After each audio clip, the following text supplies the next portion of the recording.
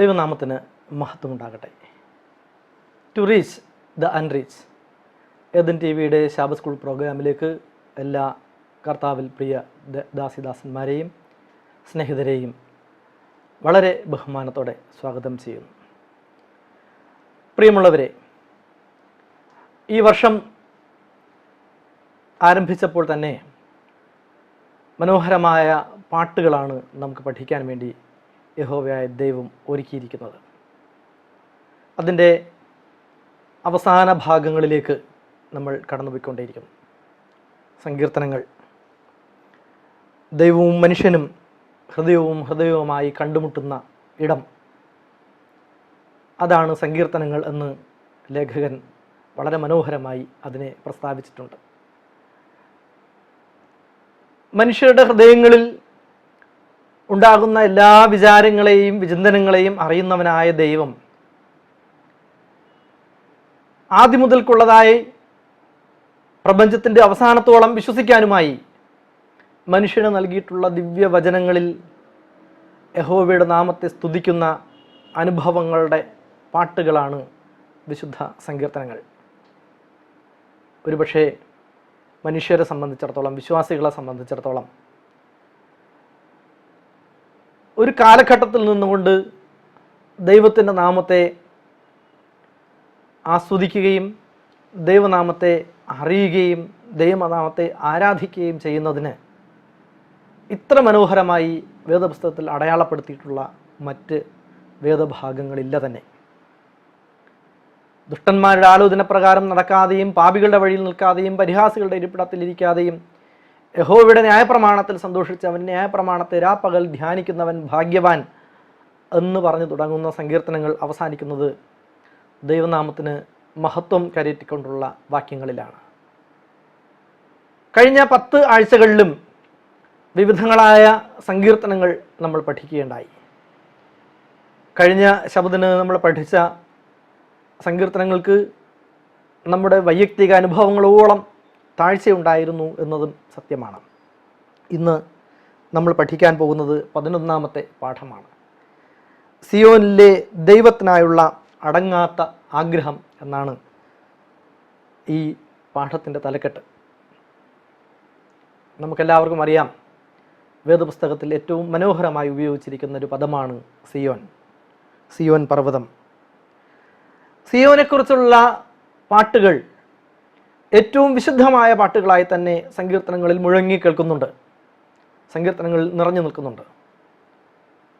യഹോവയിൽ ആശ്രയിക്കുന്നവൻ എന്നേക്കും നിറഞ്ഞു നിൽക്കുന്ന സിയോൻ പർവ്വതം പോലെയാകുന്നു എന്ന് വേദപുസ്തകം നമ്മെ പഠിപ്പിക്കുന്നു. അതുകൊണ്ട് തന്നെ നമ്മുടെ ലേഖകൻ ഈ ക്വാർട്ടറിലെ പാഠം ആരംഭിച്ചപ്പോൾ നമ്മോട് പറഞ്ഞ ഒരു വാക്യമുണ്ട്. ബൈബിളിലെ തുല്യ മഹിമയുള്ള പ്രാർത്ഥനകളും കീർത്തനങ്ങളുമാണ് സങ്കീർത്തനങ്ങൾ എന്നാണ്. അവയിൽ ആനന്ദത്തിൻ്റെയും ദുഃഖത്തിൻ്റെയും നിരാശയുടെയും വേദനയുടെയും പ്രത്യാശയുടെയും പ്രതീക്ഷയുടെയും അനുഗ്രഹത്തിൻ്റെയും ഒക്കെ വാക്കുകളുണ്ട്, സങ്കീർത്തനങ്ങളുണ്ട്, പാട്ടുകളുണ്ട്. അവയിലെപ്പോഴും നിറഞ്ഞു നിൽക്കുന്ന ഒരു പദമാണ് സിയോൻ എന്നുള്ളത്. സിയോൻ അനുഗ്രഹത്തിൻ്റെ ഒരു പ്രദേശമാണ്, അനുഗ്രഹത്തിൻ്റെ ഒരു പർവ്വതമാണ്. ചരിത്രപ്രസിദ്ധമായ സിയോൻ പർവ്വതത്തെക്കുറിച്ച് നാം ചിന്തിക്കുമ്പോൾ അതിൻ്റെ ചരിത്ര കാലഘട്ടത്തിൽ യെരുശലേമിൻ്റെ തെക്ക് കിഴക്കേ കുന്നിലെ യബൂസ്യരുടെ കോട്ട കിട്ടിയ ഒരു സ്ഥലമായിരുന്നു ഈ യബൂസ് എന്നറിയപ്പെട്ടിരുന്ന ഒരു നഗരം. ദാവീദ് മഹാരാജാവായി കഴിഞ്ഞപ്പോൾ എല്ലാ സ്ഥലവും ആക്രമിച്ച് കീഴടക്കിയതിൻ്റെ കൂട്ടത്തിൽ ഈ യബൂസും ആക്രമിച്ച് കീഴ്പ്പെടുത്തുകയുണ്ടായി. അതിനുശേഷം ഈ പ്രദേശം ദാവീദിൻ്റെ നഗരം എന്ന് അറിയപ്പെട്ടിരുന്നു. ദാവീദിൻ്റെ നഗരം എന്നറിയപ്പെട്ടിരുന്ന ഈ പ്രദേശത്ത് അദ്ദേഹം യഹോവയ്ക്കായി ഒരു വിശുദ്ധ ദേവാലയം അവിടെ നിർമ്മിക്കുകയുണ്ടായി. അവിടേക്ക് ദൈവത്തിൻ്റെ വിശുദ്ധ പെട്ടകവും കൊണ്ടുവരികയുണ്ടായി. അങ്ങനെ ഈ പ്രദേശത്തെ പിന്നീട് സിയോൻ എന്ന പേരിൽ അറിയപ്പെട്ടു. അതുകൊണ്ടാണ് പറഞ്ഞത് സിയോൻ വളരെയധികം അനുഗ്രഹങ്ങളുടെ ഒരു പ്രദേശമാണ് എന്നാണ്, വിശുദ്ധിയുടെ പ്രദേശമാണ്, പ്രതീക്ഷയുടെ പ്രത്യാശയുടെ അനുഗ്രഹത്തിൻ്റെ ഒരു വലിയ പർവ്വതമായി സിയോനും ചുറ്റുപാടുമുള്ള പ്രദേശവും അങ്ങനെ വേദപുസ്തകത്തിൽ നിറഞ്ഞു നിൽക്കുന്നു. എല്ലാത്തരം ദിവ്യാനുഗ്രഹങ്ങളുടെയും ഒരു സങ്കേതമായി സിയോൻ പർവ്വതം നിറഞ്ഞു നിൽക്കുന്നു.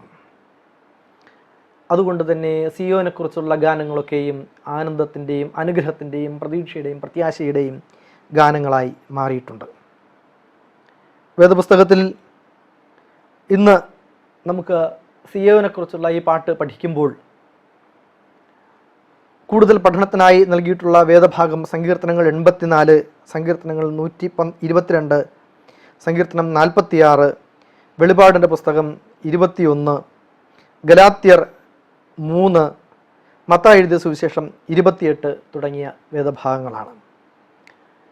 ഇന്നത്തെ മനപാഠവാക്യം ഇങ്ങനെ പറയുന്നു: എൻ്റെ ഉള്ളം യഹോവയുടെ പ്രാകാരങ്ങളെ വാഞ്ചിച്ച് മോഹിച്ചു പോകുന്നു.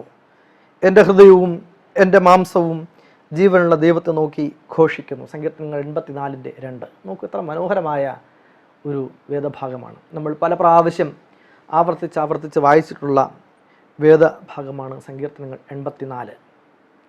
കാരണം സിയോൻ പർവ്വതം ആശ്രയത്വത്തിൻ്റെ പർവ്വതമാണ് എന്ന് പ്രപഞ്ചത്തിലെ ജീവജാലങ്ങളുടെ ആ ഒരു ദർശനത്തിലൂടെ, പ്രപഞ്ചത്തിലെ ജീവജാലങ്ങളുടെ ഉദാഹരണത്തിലൂടെ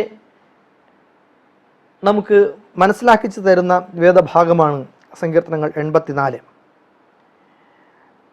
കോരഹ് പുത്രന്മാരാണ് സങ്കീർത്തനങ്ങൾ പലതും രചിച്ച്. അവർക്ക് സിയോനെക്കുറിച്ച് പറയുവാൻ ഒരുപാട് കാര്യങ്ങളുണ്ടായിരുന്നു. കാരണം വിശുദ്ധ മന്ദിരത്തിലെ ഗായകർ എന്ന നിലയിലാണ് ഈ കോരഹിൻ്റെ പുത്രന്മാർ അറിയപ്പെട്ടിരുന്നത്. അവർ വിശുദ്ധ ദേവാലയത്തിൻ്റെ വാതിൽ കാവൽക്കാരും ആയിരുന്നു. അതുകൊണ്ട് തന്നെ സിയോനെ പ്രത്യാശയുടെയും ആനന്ദത്തിൻ്റെയും ഉറവിടമാക്കുന്നത് ഈ പ്രതീക്ഷാനിർഭരമായ വാക്കുകളിലൂടെ ദൈവത്തിൽ വിശ്വസിക്കുന്ന സകല ജനത്തിനും പ്രചോദനം നൽകുന്നതിലൂടെയാണ്. ഭൂമിയുടെ അറ്റത്തോളം നിറഞ്ഞൊഴുകുന്ന ഈ അനുഗ്രഹത്തിൻ്റെ പാട്ടുകൾ നമുക്ക് ഈ ആഴ്ചയിലെ പാഠമായി പഠിക്കാം. എല്ലാ പ്രിയ ദൈവമക്കളെയും 11ാമത്തെ പാഠം, സിയോനിലേക്കുള്ള ദൈവത്തിനായുള്ള അടങ്ങാത്ത ആഗ്രഹം എന്ന ഈ പാഠം പഠിക്കുവാൻ, ജാഗ്രതയോടുകൂടെ പഠിക്കുവാൻ സ്നേഹത്തോടെ സ്വാഗതം ചെയ്യുന്നു.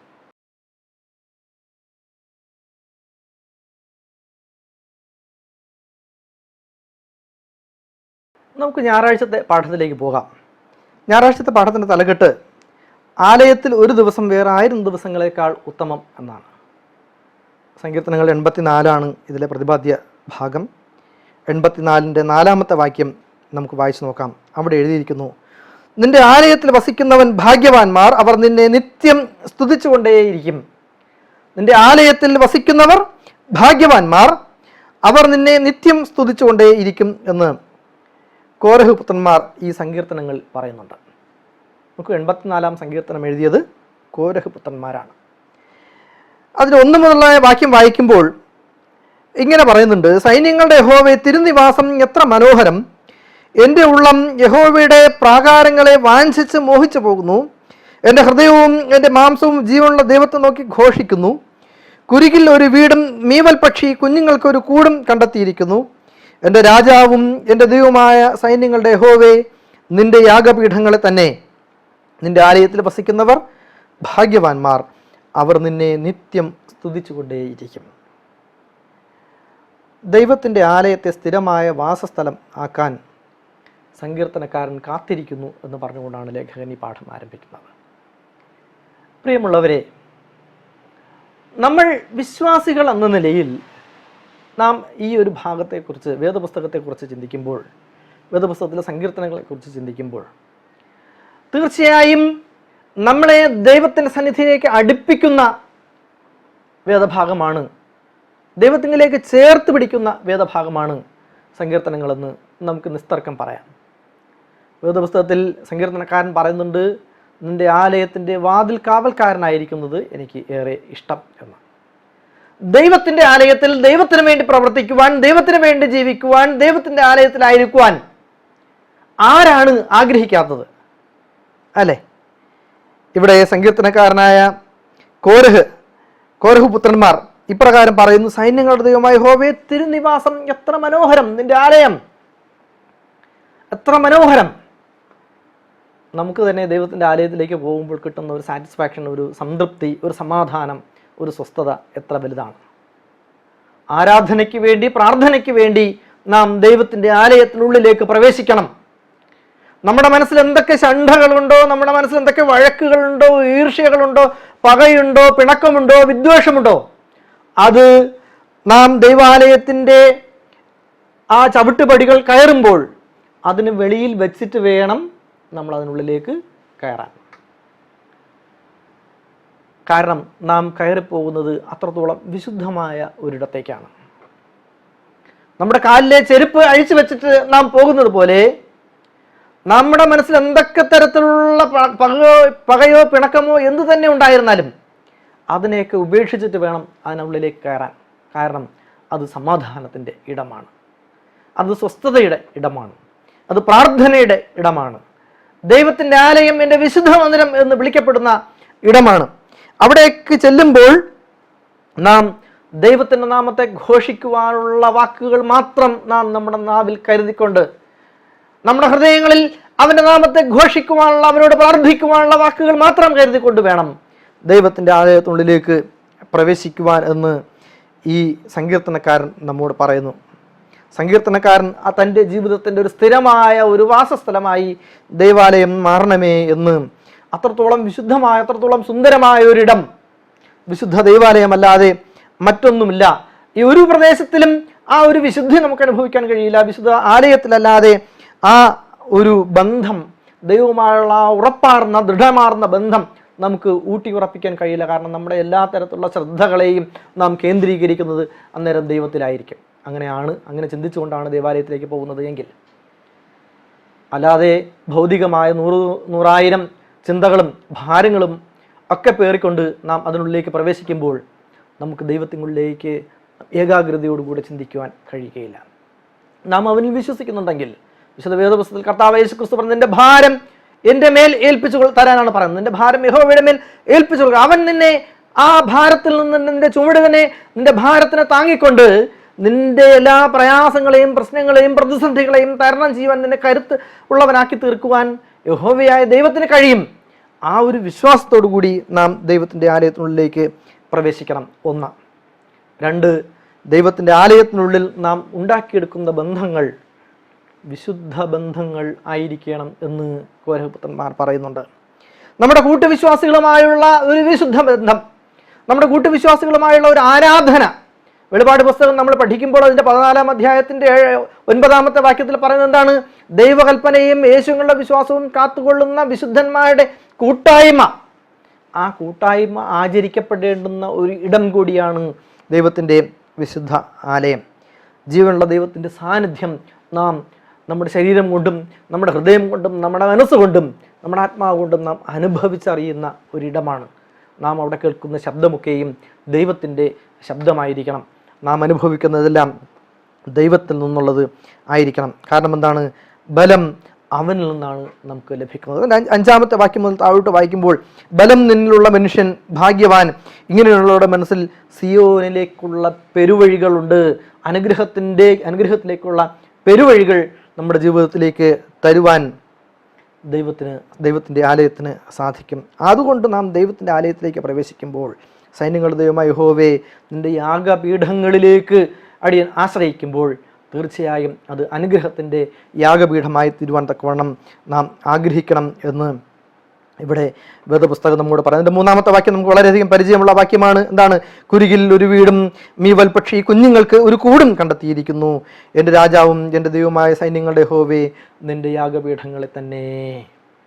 അല്ലേ? നാം ദൈവത്തിൽ ആശ്രയിക്കുവാൻ തയ്യാറാകണം. സൈന്യങ്ങളുടെ ദൈവമായ യഹോവയിൽ ആശ്രയിക്കുവാൻ തയ്യാറാകണം. അല്ല, നമ്മൾ വേദപുസ്തകത്തിൽ നിന്ന് കടം കൊണ്ടുകൊണ്ട് ഒരുപാട് പാട്ടുകൾ നമ്മുടെ പൂർവികന്മാർ നമുക്ക് എഴുതി തന്നിട്ടുണ്ട്. വളരെ മനോഹരമായ ഒരു പാട്ട് 84-ാം സങ്കീർത്തനത്തിനെ ആശ്രയിച്ച് അതിജീവിച്ചൊരു പാട്ടുണ്ട്. എന്താണ്?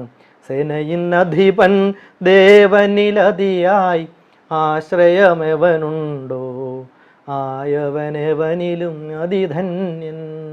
അല്ലേ? ഈ പാട്ട് വളരെയധികം പരിചയമുള്ള വളരെ മനോഹരമായ ഒരു ഗാനമാണ്. അതിൽ പറയുന്നുണ്ട്, കുരുകിൽ തനിക്കൊരു വീടും മേവൽ പറവതൻ കുഞ്ഞുങ്ങൾക്കായി നല്ലൊരു കൂടും കണ്ടെത്തിയല്ലോ. നിൻ തിരുബലിപീഠം തന്നെ, നിൻ തിരുബലിപീഠം തന്നെ, ധന്യർ നിന്നാലയത്തിൽ വസിപ്പോർ, നിത്യം സ്തുതിക്കുമവർ നിന്നെ, നിത്യം സ്തുതിക്കുമവർ നിന്നെ. സേനയിന്നധിപൻ ദേവനിലതിയായി ആശ്രയമെവനുണ്ടോ, ആയവനെവനിലും അതിധന്യൻ. നോക്കൂ, എത്ര മനോഹരമായിട്ടാണ് ആ സങ്കീർത്തനത്തിൻ്റെ അർത്ഥം ആ പാട്ടുകാരൻ മനസ്സിലാക്കിയിരിക്കുന്നത്. സൈന്യങ്ങളുടെ ദൈവമായ യഹോവയിൽ നാം എത്രത്തോളം ആശ്രയിക്കുന്നുവോ അത്രത്തോളം അവൻ ധന്യതയുള്ളവൻ ആയിത്തീരും. ബലം നിന്നുള്ള മനുഷ്യൻ ഭാഗ്യവാൻ, അവനിൽ സിയോനിലേക്കുള്ള പെരുവഴികളുണ്ട്. കണ്ണുനീർ താഴ്വയിൽ കൂടി അവൻ കടന്നു പോകുമ്പോൾ ആയത് മാറും ജലാശയമായി, അത് ജലാശയമായി മാറുന്നു. മുൻമഴ അനുഗ്രഹപൂർണമായി അവൻ്റെ ജീവിതത്തിലേക്ക് പ്രവേശിക്കുന്നു. ഇങ്ങനെ സിയോനിൽ ആശ്രയിക്കുന്നവൻ എന്നേക്കും മേൽക്കുമേൽ മേൽക്കുമേൽ നാൾക്കുനാൾ ബലം പ്രാപിക്കുന്ന ഒരു അവസ്ഥയിലേക്ക് മാറിത്തീരും. കാരണം സൈന്യങ്ങളുടെ ദൈവമായ യഹോവ നമ്മുടെ പ്രാർത്ഥനകളെ ചെവിക്കൊള്ളുന്നത് ആ ആലയത്തിൻ്റെ വിശുദ്ധിയിൽ നിന്നുകൊണ്ടാണ്. പ്രിയമുള്ളവരെ, അതുകൊണ്ട് ദൈവത്തിൻ്റെ ആലയത്തിൽ ഒരു ദിവസം വേറെ 1000 ദിവസങ്ങളെക്കാൾ ഉത്തമമായ ദിവസം. ആ ഒരു സന്തോഷത്തോടു കൂടി, ആ ഒരു ധൈര്യത്തോടു കൂടി ദൈവത്തിൽ ആശ്രയിക്കാൻ കഴിയും. ആ ആശ്രയിക്കുന്നവനായ ദൈവം നമ്മെ അനുഗ്രഹിക്കുമെന്ന ആ ധൈര്യത്തോടു കൂടി അവൻ്റെ സന്നിധിയിലേക്ക് നമുക്ക് കടന്നു ചെല്ലുവാൻ തക്കവണ്ണം സാധിക്കും. നമുക്കൊരു വാക്യം കൂടെ വായിക്കുവാൻ തന്നിട്ടുണ്ട്. വെളിപാട് പുസ്തകം 21 അധ്യായത്തിൻ്റെ 3-ാമത്തെ വാക്യം വായിക്കാൻ നമ്മോട് പറയുന്നുണ്ട്. വെളിപാട് പുസ്തകം 21 അധ്യായത്തിൻ്റെ 3-ാമത്തെ വാക്യം ഇങ്ങനെ പറയുന്നു: സിംഹാസനത്തിൽ നിന്നൊരു മഹാശബ്ദം പറയുന്നതായി ഞാൻ കേട്ടത്, ഇതാ മനുഷ്യരോടുകൂടെ ദൈവത്തിൻ്റെ കൂടാരം, ഇതാ മനുഷ്യരോടുകൂടെ ദൈവത്തിൻ്റെ കൂടാരം, അവൻ അവരോട് കൂടെ വസിക്കും, അവർ അവരുടെ ജനമായിരിക്കും, ദൈവം താൻ അവരുടെ ദൈവമായി അവരോട് കൂടെ ഇരിക്കും. ദൈവം തൻ്റെ ദൈവമായി, നമ്മുടെ ഓരോരുത്തരുടെയും ദൈവമായി നമ്മോട് കൂടെ വസിക്കുവാൻ തക്കവണ്ണം ആഗ്രഹിക്കുന്ന ഒരു ഇടമാണ് ദൈവാലയം. അതുകൊണ്ട് ദൈവാലയത്തിൽ വസിക്കുന്ന ഒരു ദിവസം വേറെ 1000 ദിവസത്തേക്കാൾ ഏറെ ഉത്തമം. നമ്മുടെ എല്ലാ പ്രശ്നങ്ങളും പ്രതിസന്ധികളും ഇറക്കി വയ്ക്കുവാനുള്ള ഒരു ഇടമായി നാം ദൈവാലയത്തിനെ കാണുക. അവിടെ നമ്മുടെ ദൈവമുണ്ട്, അവിടെ വിശുദ്ധിയുണ്ട്, അവിടെ സമാധാനമുണ്ട്, അവിടെ സ്വസ്ഥതയുണ്ട്. കുരുകിൽ ഒരു വീടും മീവൽ പക്ഷി കുഞ്ഞുങ്ങൾക്കൊരു കൂടും കണ്ടെത്തുന്നത് ദൈവത്തിൻ്റെ ആ യാഗപീഠങ്ങളിലാണ്. ആ യാഗപീഠത്തിൽ ചെന്ന് നാം നമ്മെ തന്നെ സമർപ്പിച്ചുകൊണ്ട് ജീവിക്കുമ്പോൾ നമ്മുടെ ജീവിതത്തിൽ ഒരു സൂര്യൻ ഉദിക്കുന്ന അവസ്ഥയുണ്ടാകും, അനുഗ്രഹത്തിൻ്റെ ഒരു അവസ്ഥയുണ്ടാകുമെന്ന് ഈ ഭാഗം നമ്മെ പഠിപ്പിക്കുന്നു.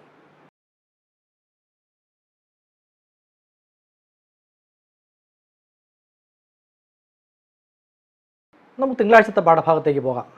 തിങ്കളാഴ്ചത്തെ പാഠഭാഗത്തിൻ്റെ തലക്കെട്ട് ഇങ്ങനെയാണ്: യെരുശലേമിൻ്റെ സമാധാനത്തിനായി പ്രാർത്ഥിക്കുക എന്നതാണ്. സങ്കീർത്തനം 122 1 മുതൽ 5 വരെയുള്ള വാക്യങ്ങൾ നമ്മൾ വായിക്കുമ്പോൾ അവിടെ ഇങ്ങനെയാണ് പറഞ്ഞത്: യഹോവയുടെ ആലയത്തിലേക്ക് നമുക്ക് പോകാമെന്ന് അവർ എന്നോട് പറഞ്ഞപ്പോൾ ഞാൻ സന്തോഷിച്ചു എന്ന് അവിടെ എഴുതിയിരിക്കുന്നു. നമുക്ക് കഴിഞ്ഞ ദിവസത്തെ പാഠം നമ്മൾ പഠിച്ചപ്പോഴും അതിൻ്റെ തലക്കെട്ട് എന്തായിരുന്നു? യഹോവയുടെ ആലയത്തിൽ വസിക്കുന്ന ഒരു ദിവസം വേറെ 1000 ദിവസത്തേക്കാൾ ഉത്തമം എന്നുള്ളതാണ്. വേറെ 1000 ദിവസത്തേക്കാൾ ഏറെ അനുഗ്രഹപ്രദം. ഇവിടെ പറയുന്നു, യഹോവയുടെ ആലയത്തിലേക്ക് നമുക്ക് പോകാം എന്ന് അവർ എന്നോട് പറഞ്ഞപ്പോൾ ഞാൻ സന്തോഷിച്ചു എന്ന് ദാവീദ് പറയുകയാണ്. ഞാൻ സന്തോഷിച്ചു. മറ്റൊരു ഭാഗത്ത് ദാവീദ് തന്നെ പറയുന്നുണ്ട്, ക്രിസ്തുവിൻ്റെ സ്നേഹം ഞങ്ങളെ നിർബന്ധിക്കുന്നു. ദൈവത്തിൻ്റെ നാമം, ആ അഗ്നി എന്നെ എരിച്ചു കളഞ്ഞു എന്ന് പറയുന്നുണ്ട്. ദൈവാലയത്തിലേക്ക് പോകാനുള്ളതായ ആ അമിതമായ കാംക്ഷ ദാവീദിൻ്റെ ജീവിതത്തിൽ നിരന്തരം അനുഗ്രഹമായി മാറിയിട്ടുണ്ട്. സങ്കീർത്തനം 122 വായിക്കുമ്പോൾ വിശ്വാസയാത്രികരുടെ യെരുശലേമിൽ എത്തുമ്പോഴുള്ള ആവേശത്തെ നമുക്ക് കാണിച്ചു തരുന്നു എന്നാണ് പറഞ്ഞത്. ദൈവജനം ഒത്തുചേർന്ന് വർഷങ്ങളിൽ 3 പ്രാവശ്യം യെരുശലേമിൽ എത്തിയിരുന്നവർ ദൈവം അവരോട് കഴിഞ്ഞ കാലങ്ങളിലും ഇപ്പോഴും കാണിക്കുന്ന നന്മയെ ആഘോഷിക്കാൻ വേണ്ടിയിട്ടാണ് അവർ യെരുശലേമിൽ എത്തിച്ചേരുന്നത്. യെരുശലേമിനെ പറ്റി പറയുന്നുണ്ട്. യെരുശലേമേ, ഞങ്ങളുടെ കാലുകൾ നിന്റെ വാതിലുകൾക്കകത്ത് നിൽക്കുന്നു. ഞങ്ങളുടെ കാലുകൾ നിന്റെ വാതിലുകൾക്കകത്ത് നിൽക്കുന്നു. അതൊരു വല്ലാത്ത അർത്ഥവത്തായ പ്രയോഗമാണ്. നിന്റെ വാതിലുകൾക്കകത്ത് നിൽക്കുന്നു എന്ന് പറയുമ്പോൾ നീ ഉൾപ്പെടുന്ന വലിയ പ്രദേശം, അനുഗ്രഹത്തിൻ്റെ പ്രദേശം, ആ സിയോൻ പർവ്വതം നിറഞ്ഞു നിൽക്കുന്ന അനുഗ്രഹത്തിൻ്റെ ആ പ്രദേശത്ത് ഞങ്ങളുടെ കാലുകൾ ആ കോട്ടകൊത്തളങ്ങൾക്കുള്ളിൽ നിൽക്കുകയാണ്. അനുഗ്രഹത്തിൻ്റെ പ്രദേശത്ത് ഞങ്ങൾ നിൽക്കുകയാണ്. തമ്മിൽ ഇണക്കിയിരിക്കുന്ന നഗരമായി പണിതിരിക്കുന്ന യെരുശലേമേ, അവിടേക്ക് ഗോത്രങ്ങൾ, യഹോവയുടെ ഗോത്രങ്ങൾ തന്നെ ഇസ്രായേലിന്റെ സാക്ഷ്യത്തിനായി യഹോവയുടെ നാമത്തിൽ സ്തോത്രം ചെയ്യുവാൻ കയറി ചെല്ലുന്നു. ഇവിടെ ലേഖകൻ പറയുന്നുണ്ട്, ചരിത്രാതീത കാലത്ത് അവർ എന്ത് ചെയ്തിരുന്നു? വർഷത്തിൽ 3 പ്രാവശ്യം യെരുശലേമിൽ ദൈവം അവരുടെ ജീവിതത്തിൽ ചെയ്ത നന്മകളെ ഓർത്ത് ദൈവനാമത്തെ മഹത്വീകരിക്കുവാൻ വേണ്ടി അവർ യെരുശലേമിൽ എത്തുമായിരുന്നു. അവരുടെ ജീവിതത്തിൻ്റെ ഒരു കേന്ദ്രം ആയിരുന്നു യെരുശലേം എന്നാണ്. കാരണം എന്താണ്? അവിടെ ദാവീദ് ദൈവത്തിൻ്റെ ന്യായാസനങ്ങൾ അവിടെ കൊണ്ടുവച്ചിട്ടുണ്ട്. അവിടെ ന്യായാസനങ്ങൾ, ദാവീദ് ഗൃഹത്തിൻ്റെ ന്യായാസനങ്ങൾ തന്നെ ഇരിക്കുന്നു. യെരുശലേമിൻ്റെ സമാധാനത്തിനായി പ്രാർത്ഥിപ്പിൻ. നിന്നെ സ്നേഹിക്കുന്നവൻ സ്വൈരമായിരിക്കട്ടെ. നിന്റെ കൊത്തളങ്ങളിൽ സമാധാനവും നിന്റെ അരമനകളിൽ സ്വൈരവും ഉണ്ടാകട്ടെ. എൻ്റെ സഹോദരന്മാരും കൂട്ടാളികളും നിമിത്തം നിന്നിൽ സമാധാനം ഉണ്ടാകട്ടെ എന്ന് ഞാൻ പറയും. നമ്മുടെ ദൈവമായ യഹോവയുടെ ആലയം നിമിത്തം ഞാൻ നിന്റെ നന്മ അന്വേഷിക്കും. ദൈവത്തിൻ്റെ വിശുദ്ധ മന്ദിരം നിർമ്മിക്കപ്പെട്ടിരിക്കുന്ന പ്രദേശം എന്ന നിലയിൽ ദൈവത്തിനും ദൈവത്തിൻ്റെ ജനത്തിനുമിടയിൽ, ദൈവമക്കളുടെ ഇടയിൽ തന്നെ സമാധാനം നിലനിർത്തുന്നതിനുള്ളൊരു പ്രദേശമായിരുന്നു യെരുശലേം. സമാധാനം അടയാളപ്പെടുത്തിയ ഒരു പ്രദേശമായിരുന്നു യെരുശലേം. അതുകൊണ്ട് യെരുശലേം എന്ന സമാധാനത്തിൻ്റെ നഗരമെന്ന് വിളിക്കപ്പെട്ടിരുന്നു. ഇന്നത്തെ യെരുശലേമിൻ്റെ അവസ്ഥ, ഇസ്രായേലിൻ്റെ അവസ്ഥ, പാലസ്തീൻ്റെ അവസ്ഥയൊക്കെ നമ്മൾ മാധ്യമങ്ങളിലൂടെയൊക്കെ കാണുകയാണ്. കൂട്ടക്കുരുതി നടക്കുകയാണ് അവിടെ, കൂട്ടക്കുരുതി. ഒരുപക്ഷേ അവർ ദൈവത്തിൽ നിന്ന് ചോദിച്ചു വാങ്ങിയ ശാപത്തിൻ്റെ അനന്തരഫലം അവർ അനുഭവിച്ചു കൊണ്ടിരിക്കുന്ന ഒരു കാലം കൂടിയാണിത്. വേദപുസ്തകത്തിൽ പറഞ്ഞിരിക്കുന്ന പ്രവചനങ്ങൾ നിറവേറുന്ന ഒരു കാലമാണ് ഇന്നത്തെ യെരുശലേമിൻ്റെ അല്ലെങ്കിൽ ഇസ്രായേലിൻ്റെ അവസ്ഥ എന്ന് പറയുന്നത്. പ്രവചനങ്ങൾ നിറവേറുന്ന ഒരു കാലഘട്ടത്തിലാണ് നാം ജീവിച്ചിരിക്കുന്നത്. യെരുശലേമിൻ്റെ സമാധാനത്തിനായി പ്രാർത്ഥിക്കുമെന്ന് പറയുമ്പോൾ ആ ഒരു ജനത ഒരു കാലഘട്ടത്തിൽ അനുഭവിച്ചിരുന്ന സമാധാനവും സന്തോഷവും അവരുടെ ജീവിതത്തിൽ ദൈവം കൊടുത്തിരുന്നതായ എല്ലാ പ്രതീക്ഷകളെയും പ്രത്യാശകളെയും അവർ സ്വയമേവ തച്ചുടച്ച് അവർ ശാപഗ്രസ്തരായി തീർന്ന ഒരു സമൂഹമായിരിക്കുന്നു. അവിടെ നിന്ന് അവരുടെ കൊത്തളങ്ങളിൽ സമാധാനം ഉണ്ടാകുവാൻ ലോകത്തോട് പ്രാർത്ഥിക്കുകയാണ്. ദൈവത്തോടും തമ്മിലും സമാധാനത്തിൽ ജീവിക്കാനുള്ള ഒരു ആശയം അവരുടെ ഓരോരുത്തരും ജീവിതത്തിൽ വന്നു ചേരണമെന്ന് ദൈവം ആഗ്രഹിക്കുന്നു. സങ്കീർത്തനങ്ങൾ 147 12 മുതൽ 14 വരെയുള്ള വാക്യങ്ങൾ വായിക്കുമ്പോൾ അവിടെ ഇപ്രകാരം പറയുന്നുണ്ട്. നാം ആ ഭാഗം വായിക്കുമ്പോൾ നമുക്ക് കണ്ടെത്താൻ കഴിയും. സങ്കീർത്തനങ്ങൾ 147 12 മുതൽ 14 വരെയുള്ള വേദഭാഗം വായിക്കുമ്പോൾ നമുക്ക് അവിടെ ഇങ്ങനെ കാണുന്ന യെരുശലേമിൻ്റെ സമാധാനത്തിനായുള്ള പ്രാർത്ഥന. അപ്രകാരം ദൈവത്തോടും നമ്മൾ തമ്മിലും സമാധാനത്തിൽ ജീവിക്കാനുള്ള ആശയമാണ് അവിടെ കണ്ടെത്തുവാൻ കഴിയുന്നത്.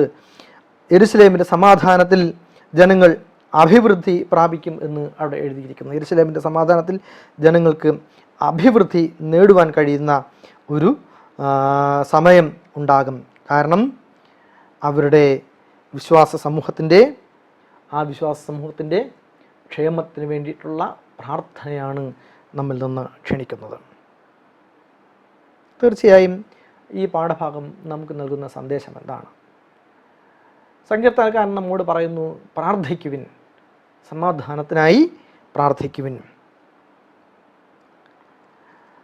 ഏകീകരിക്കപ്പെട്ട് സമാധാനമുള്ള ശക്തരായ ഒരു ജനത്തിന് മാത്രമേ ദൈവത്തിൻ്റെ രക്ഷയുടെയും സമാധാനത്തിൻ്റെയും നല്ല വർത്തമാനങ്ങളെ ലോകത്തോട് പ്രഘോഷിക്കുവാൻ കഴിയുകയുള്ളൂ. ദൈവജനം എന്ന് പറയുമ്പോൾ തന്നെ നമ്മൾ സമാധാനത്തിൻ്റെ ജനമാണ്. ആരോടും ആക്രോശിക്കുവാനോ, ആരോടും കയർത്ത് സംസാരിക്കുവാനോ, ആരെയും ആക്രമിക്കുവാനോ, മറ്റുള്ളവൻ്റെ വക പിടിച്ചു പറിക്കുവാനോ, അവനോട് യുദ്ധം ചെയ്യുവാനോ, അവനോട് വഴക്കിടുവാനോ, അവനെ വെട്ടിക്കൊല്ലാനോ, അവനോട് ശത്രുത്വം കാണിക്കുവാനോ ഒന്നും വേദപുസ്തകം നമ്മെ പഠിപ്പിക്കുന്നില്ല. പഠിപ്പിക്കുന്നുണ്ടോ? ഇല്ല. അന്യോന്യം പ്രാർത്ഥിപ്പിൻ എന്നാണ് പറയുന്നത്. നിന്നെപ്പോലെ നിന്റെ അയൽക്കാരനെ സ്നേഹിക്കുവിൻ എന്നാണ് കർത്താവ് യേശു ക്രിസ്തു പറഞ്ഞത്. നമ്മുടെ മനസ്സിൽ നമ്മളോട് എത്രത്തോളം സ്നേഹമുണ്ടോ, നമ്മളോട് എത്രത്തോളം ബഹുമാനമുണ്ടോ, അത്രത്തോളം സ്നേഹവും ബഹുമാനവും നാം മറ്റുള്ളവർക്ക് കൊടുക്കുവിൻ. നിന്റെ അയൽക്കാരനെ നിന്നെപ്പോലെ സ്നേഹിക്കുവിൻ എന്ന് പറയുമ്പോൾ നാം നമ്മുടെ സമാധാനത്തിന് വേണ്ടി പ്രാർത്ഥിക്കുന്നത് പോലെ തന്നെ ആരുടെ സമാധാനത്തിന് വേണ്ടിയും പ്രാർത്ഥിക്കണം, അയൽക്കാരൻ്റെ സമാധാനത്തിന് വേണ്ടിയും പ്രാർത്ഥിക്കണം. നമ്മുടെ കൂട്ടുവിശ്വാസിയുടെ സമാധാനത്തിന് വേണ്ടിയും പ്രാർത്ഥിക്കണം. അവൻ്റെ വീടിന് വേണ്ടിയും അവൻ്റെ കുടുംബത്തിന് വേണ്ടിയും അവരുടെ മക്കളുടെ ആവശ്യങ്ങൾക്ക് വേണ്ടിയും പ്രാർത്ഥിക്കണം. അവരുടെ എല്ലാ ദുഃഖങ്ങൾക്കും പ്രയാസങ്ങൾക്കും അറുതി വരാൻ വേണ്ടി നമ്മൾ പ്രാർത്ഥിക്കണം. അല്ലാതെ എന്ത് ചെയ്യാനല്ല പറയുന്നത്, അവൻ അതോടെ നശിച്ചുകൊണ്ട് പോട്ടെ എന്ന് ശപിച്ച് പ്രാർത്ഥിക്കുവാനല്ല പറയുന്നത്. വേദപുസ്തകത്തിൽ നാം യാക്കോബിന് ലഭ്യമാകുന്ന അനുഗ്രഹങ്ങളെക്കുറിച്ച് പഠിച്ചിട്ടുണ്ട് പ്രിയമുള്ളവരെ. നമ്മൾ ആരെങ്കിലും ശപിക്കുന്നു എന്ന് വിചാരിച്ച് നമ്മൾ പേടിച്ച് അതോടെ ഞാൻ നശിച്ചു പോയി എന്നൊന്നും നമ്മൾ വിചാരിക്കേണ്ട കാര്യമില്ല. നാം അബ്രഹാമിൻ്റെ സന്തതികളാണ്, യാക്കോബിൻ്റെ അനുഗ്രഹത്തിൻ്റെ അവകാശികളാണ്. ആ അവകാശത്തിൽ പറയുന്നുണ്ട്, നിന്നെ അനുഗ്രഹിക്കുന്നവൻ അനുഗ്രഹിക്കപ്പെട്ടവൻ. അപ്പോൾ നമ്മളെ ശപിക്കുന്നവനോ, നമ്മളെ ശപിക്കുന്നവനും ശപിക്കപ്പെട്ടവൻ. നമ്മൾ ആരെങ്കിലും അനുഗ്രഹിക്കുന്നുണ്ടെങ്കിൽ ആ അനുഗ്രഹത്തിൻ്റെ ഓഹരി അവനും കിട്ടും. നമ്മളാരെങ്കിലും ശപിക്കുന്നുണ്ടെങ്കിൽ ആ ശാപം അവൻ്റെ തലമേൽ തന്നെ തീക്കനൽ കുന്നിക്കും എന്നാണ് എഴുതിയിരിക്കുന്നത്. അതുകൊണ്ട് ശാപത്തെക്കുറിച്ച്, മനുഷ്യരുടെ ശാപത്തെക്കുറിച്ചോ ആലോചിച്ചൊന്നും നമ്മൾ ഭയപ്പെടേണ്ട കാര്യമില്ല. കഴിയുമെങ്കിൽ അന്യോന്യം സ്നേഹിച്ചുകൊണ്ട്, അന്യോന്യം ബഹുമാനിച്ചുകൊണ്ട്, അന്യോന്യം പ്രാർത്ഥിച്ചുകൊണ്ട് സമാധാനത്തുള്ള വിശ്വാസ സമൂഹത്തിന് വേണ്ടി നാം കടന്നു ചെല്ലണം. യെരൂശലേമിൻ്റെ സമാധാനത്തിനായി പ്രാർത്ഥിക്കുക എന്നത് ഇന്നും വിശ്വാസികളുടെ ഒരു അവസരവും ഉത്തരവാദിത്വവുമായി മാറുന്നു. നോക്കൂ, നമ്മുടെ ഓരോരുത്തരുടെയും ഉത്തരവാദിത്തമാണ് യെരൂശലേമിൻ്റെ സമാധാനത്തിനായി പ്രാർത്ഥിക്കുക എന്നുള്ളത്. കാരണം സമാധാനത്തിൻ്റെ കാലാന്ത്യ ദൈവരാജ്യത്തിൻ്റെ വരവിനായുള്ള പ്രത്യാശയെ അത് വളരെയധികം സജീവമാക്കും എന്നാണ് ലേഖകൻ പറയുന്നത്. അത് യെരൂശലേം നഗരത്തിന് മാത്രമല്ല ലോകത്തിന് മുഴുവനും സമാധാനം കൊണ്ടുവരും എന്നും എഴുതിയിരിക്കുന്നു. അങ്ങനെയെങ്കിൽ ഇക്കാലഘട്ടത്തിൽ നാം ആ യെരൂശലേമിന് വേണ്ടി പ്രാർത്ഥിക്കുക എന്ന് പറയുമ്പോൾ നാം ഇരിക്കുന്ന വിശുദ്ധ പ്രദേശത്തിന് വേണ്ടി പ്രാർത്ഥിക്കുക. നാം ഓരോരുത്തരും അധിവസിക്കുന്ന ഇടം എന്ന് പറയുന്നത് വിശുദ്ധമായ ഇടമാണ്. നമ്മുടെ ഭവനങ്ങൾ വിശുദ്ധമായ ഇടമാണ്. നമ്മുടെ ദൈവാലയം വിശുദ്ധമായ ഇടമാണ്. നാം ജീവിക്കുന്ന പ്രദേശം വളരെ വിശുദ്ധമായ ഇടമാണ്. നമ്മൾ അതിനൊന്നും അശുദ്ധമായി കാണരുത്. അവിടേക്കും ദൈവത്തിൻ്റെ സാന്നിധ്യമുള്ള ഇടമാണ്. അതുകൊണ്ട് വളരെ ആഘോഷത്തോടു കൂടി നാം ദൈവത്തിൻ്റെ ആലയത്തിലേക്ക് കടന്നു ചെല്ലണം. യഹോവയുടെ ആലയത്തിലേക്ക് നമുക്ക് പോകാമെന്ന് അവർ എന്നോട് പറഞ്ഞപ്പോൾ ഞാൻ വളരെയധികം സന്തോഷിച്ചു എന്ന് ദാവീദ് മഹാരാജാവ് പറയുകയാണ്. ദാവീദിൻ്റെ ജീവിതത്തിൽ ദാവീദിന് ലഭ്യമായത്തോളം അനുഗ്രഹം വേറെ ആർക്കെങ്കിലും ലഭ്യമായിട്ടുണ്ടോ എന്നുള്ളത് നമുക്ക് വളരെയധികം സംശയമുള്ള കാര്യമാണ്. ദാവീദിന് ലഭ്യമായത്തോളം അനുഗ്രഹം ലോകത്തിൽ ആർക്കും ലഭ്യമായിട്ടില്ല. അത്രത്തോളം അനുഗ്രഹങ്ങളുടെ ഇടയിൽ ജീവിച്ചവനായ ദാവീദ് മഹാരാജാവ് നമ്മോട് പറയുകയാണ്, എന്താണ്, ദൈവത്തിൻ്റെ ആലയത്തിലേക്ക് നമുക്ക് പോകാമെന്ന് അവർ എന്നോട് പറഞ്ഞപ്പോൾ ഞാൻ വളരെയധികം സന്തോഷിച്ചു. നമ്മളും അങ്ങനെ ആയിരിക്കണം.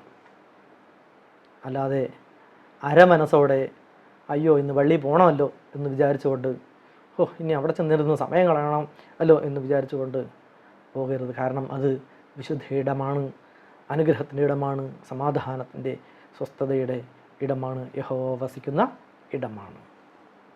അവിടേക്ക് നമ്മൾ കടന്നു ചെല്ലുമ്പോൾ നാം പ്രപഞ്ചത്തിലെ സർവ്വജീവജാലങ്ങളും ദൈവത്തെ ആരാധിക്കുന്നു, പ്രാർത്ഥിക്കുന്നു എന്ന പോലെ നാമും അവനെ ആരാധിക്കുവാനും പ്രാർത്ഥിക്കുവാനും വിശ്വസ്തയോടുകൂടെ ദൈവത്തിൻ്റെ ആലയത്തിലേക്ക് ഒരു അനുഗ്രഹത്തിൻ്റെ അന്വേഷണം എന്ന പോലെ ദൈവത്തിൻ്റെ ആലയത്തിലേക്ക് കടന്നു ചെല്ലണമെന്ന് ഈ ഭാഗം നമ്മെ ഓർമ്മിപ്പിക്കുന്നു.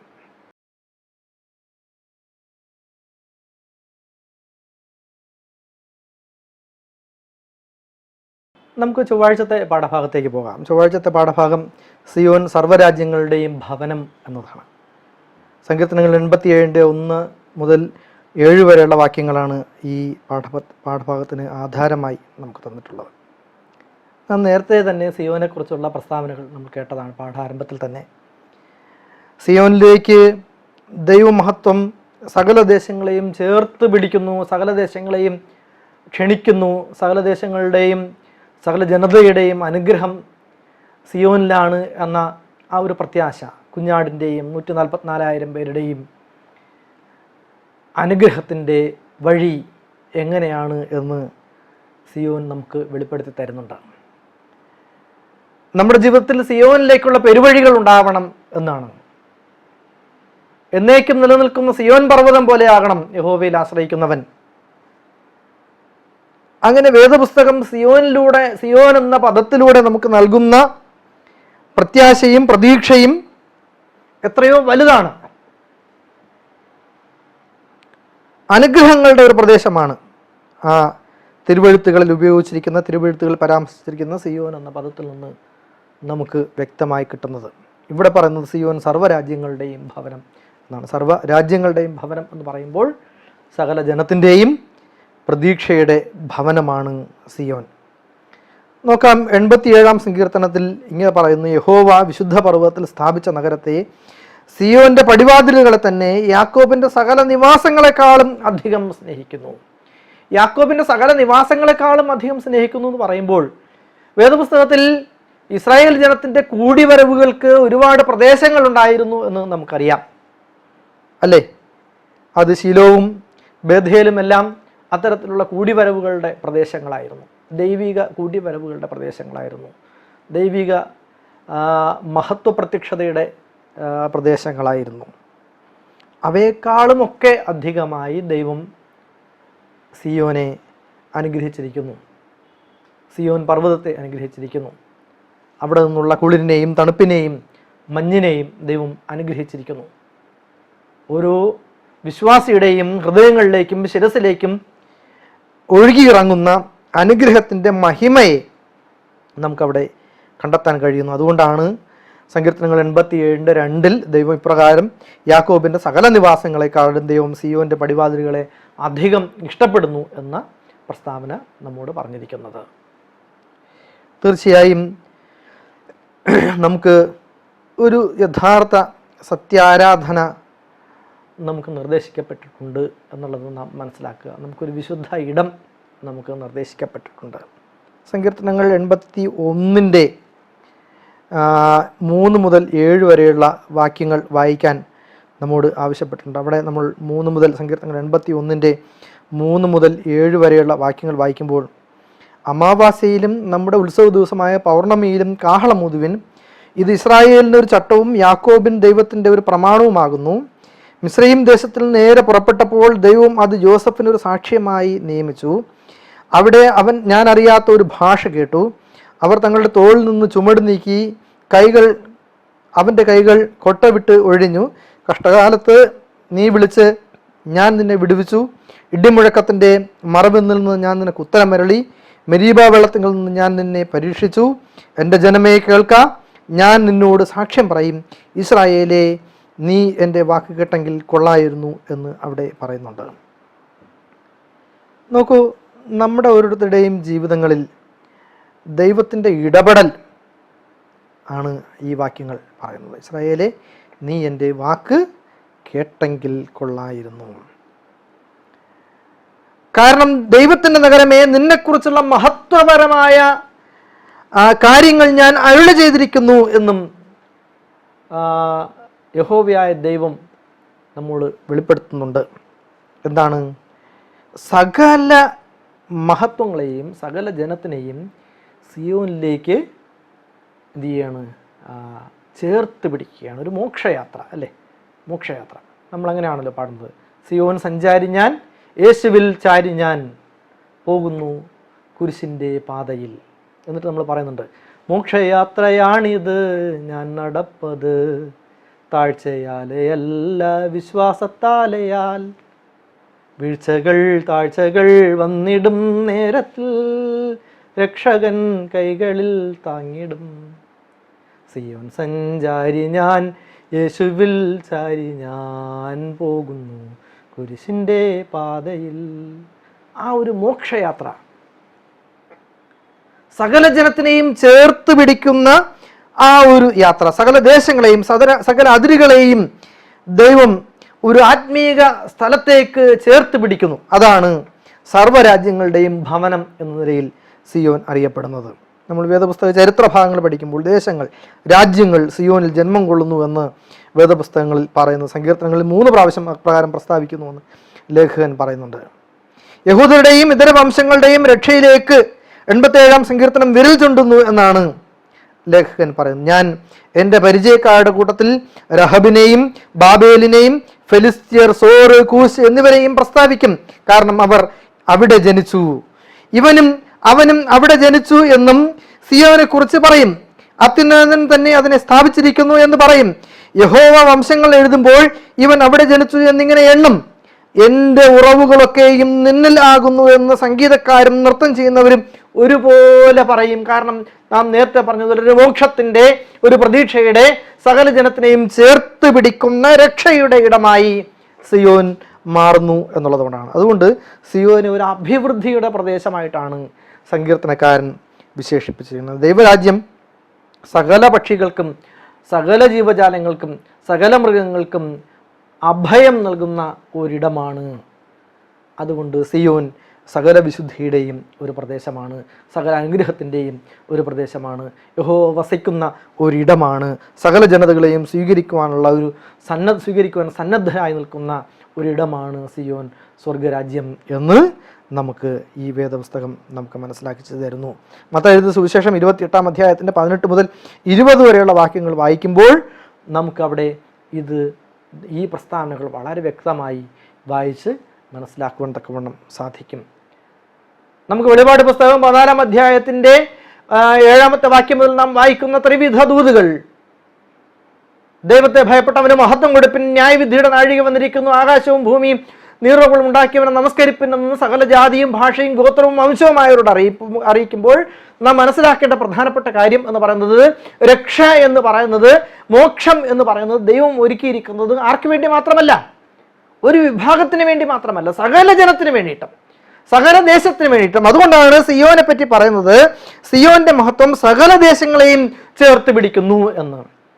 ദൈവം അത്രത്തോളം അനുഗ്രഹിച്ചിരിക്കുന്ന ഒരു പ്രദേശമായി സിയോൻ മാറുന്നു എന്ന് ഇവിടെ ആത്മീയമായും ഭൗതികമായും നാം ചിന്തിക്കുമ്പോൾ നമുക്ക് ഈ വേദഭാഗം നമ്മെ പഠിപ്പിക്കുന്നു. അതുകൊണ്ട് സിയോൻ സർവ്വരാജ്യങ്ങളുടെയും ഭവനമാണ്. നാം എല്ലാവരും തിരഞ്ഞെടുക്കപ്പെട്ട ഒരു രാജകീയ പുരോഹിത വർഗം, വിശുദ്ധ വംശം, ദൈവത്തിൻ്റെ സ്വന്തം ജനം എന്ന നിലയിൽ നമുക്ക് അവകാശപ്പെട്ട അനുഗ്രഹത്തിൻ്റെ ഒരു പ്രദേശമായിട്ട് സിയോൻ മാറുന്നു. ആ ഒരു ലക്ഷ്യം അവിടെ നമുക്ക് കാണാൻ കഴിയുന്നത് തിരഞ്ഞെടുക്കപ്പെട്ടവരായ ദൈവത്തിൻ്റെ സകല ഗോത്രങ്ങളിൽ നിന്നും തിരഞ്ഞെടുക്കപ്പെട്ടവരായ 1,44,000 പേർ കുഞ്ഞാടിനോടൊപ്പം ദൈവത്തിൻ്റെ സന്നിധിയിൽ വസിക്കുന്ന ഒരു ഇടമാണ് സിയോൻ എന്നുള്ളതാണ്. അതുകൊണ്ടാണ് ആ മഹത്വത്തിന് അത്രത്തോളം ഗാംഭീര്യം ഏറുന്നത്.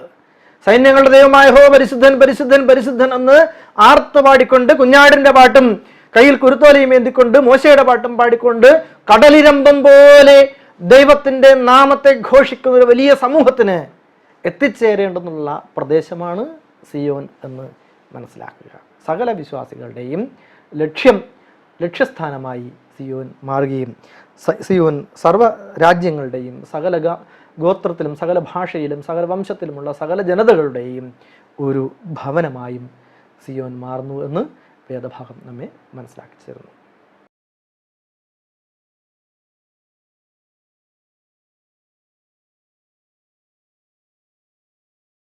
നമുക്ക് ബുധനാഴ്ചത്തെ പാഠഭാഗത്തേക്ക് പോകാം. കഴിഞ്ഞ ദിവസത്തെ പാഠത്തിൽ നമ്മൾ പറഞ്ഞതിൻ്റെ ഒരു തുടർച്ചയാണ് നമുക്കിവിടെയും കിട്ടുന്നത്. സിയോൻ്റെ സുരക്ഷയും സമാധാനവും എന്നുള്ളതാണ്.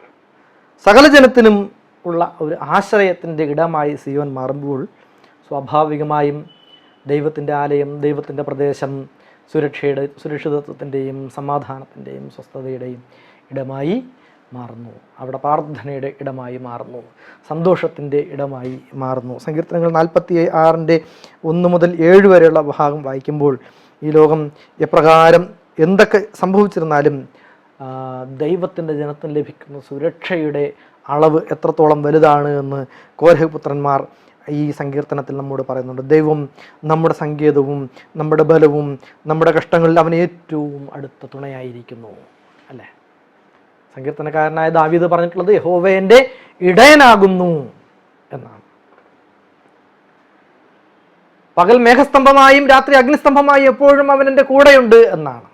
91-ാം സങ്കീർത്തനം നമ്മൾ വായിക്കുമ്പോൾ അതുപോലെ പ്രത്യാശ നിർഭരമായ മറ്റൊരു സങ്കീർത്തന ഭാഗം ഒരു പക്ഷേ ദൈവത്തിൻ്റെ വാക്കുകൾ നേരിട്ട് നമ്മുടെ ചെവികളിലേക്ക്, സുരക്ഷയുടെ സമാധാനത്തിൻ്റെ വാഗ്ദത്തത്തിൻ്റെ വാക്കുകൾ നമ്മുടെ ചെവികളിലേക്ക്, നമ്മുടെ ഹൃദയങ്ങളിലേക്ക് പകരുന്ന മറ്റൊരു സങ്കീർത്തന ഭാഗം ഒരുപക്ഷെ കണ്ടെത്താൻ കഴിയില്ല, മറ്റൊരു വേദഭാഗമേ കണ്ടെത്താൻ കഴിയില്ല. അത്രത്തോളം ഇമ്പമേറിയതാണ് സങ്കീർത്തനങ്ങൾ 91, അല്ലേ?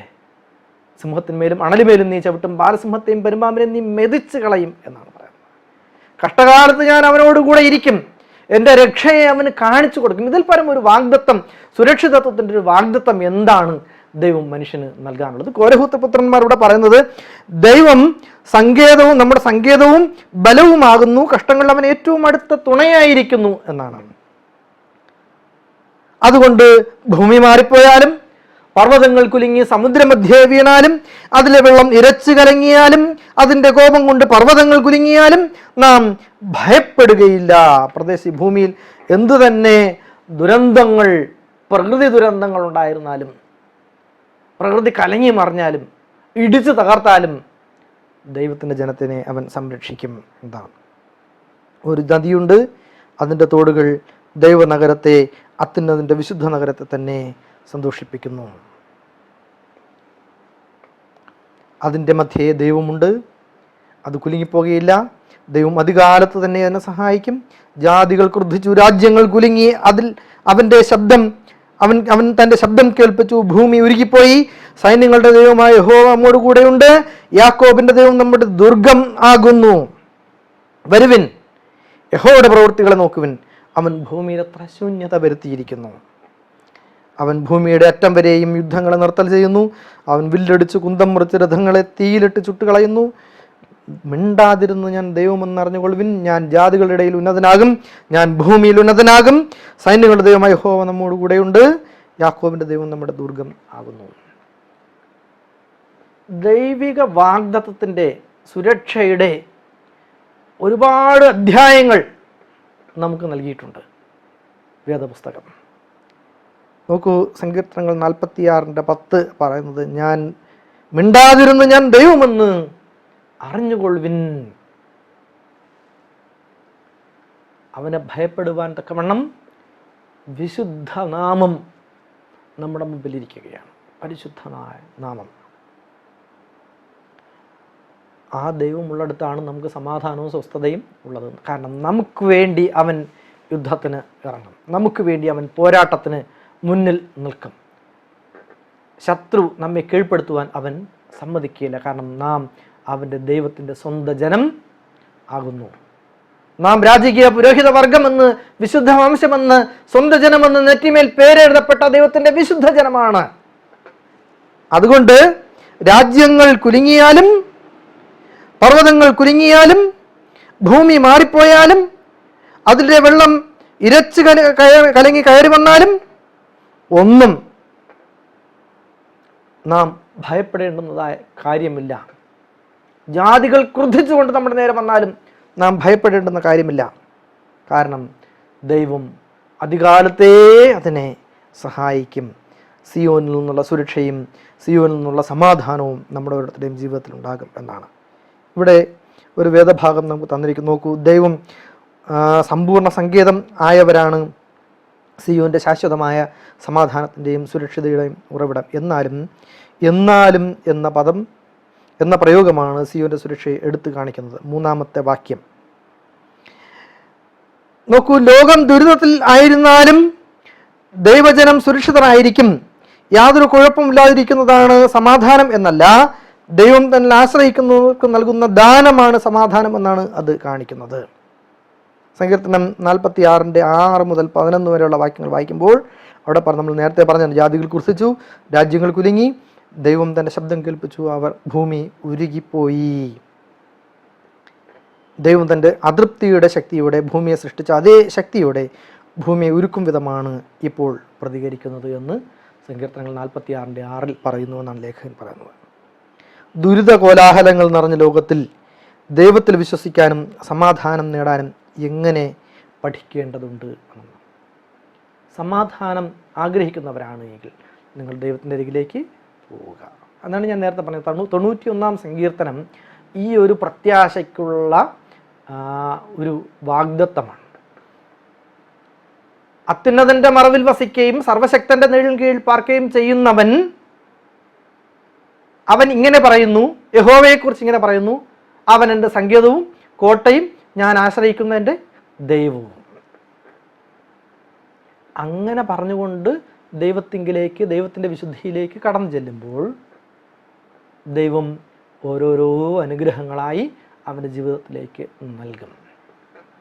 കഷ്ടകാലത്ത് ഞാൻ അവനോട് കൂടെ ഇരിക്കും, ഞാൻ അവനെ വെടിവെച്ച് മഹത്വപ്പെടുത്തും എന്ന് ദൈവത്തിൻ്റെ വാഗ്ദത്തം ഉണ്ട് എങ്കിൽ സിയോനിൽ നിന്ന് നമുക്ക് കിട്ടുന്ന മോക്ഷം, സിയോനിൽ നിന്ന് നമുക്ക് കിട്ടുന്ന സുരക്ഷ, സിയോനിൽ നിന്ന് കിട്ടുന്ന സമാധാനം എത്ര വലുതാണ് എന്ന് പ്രിയപ്പെട്ട ദൈവജനമേ ചിന്തിച്ചു നോക്കുക.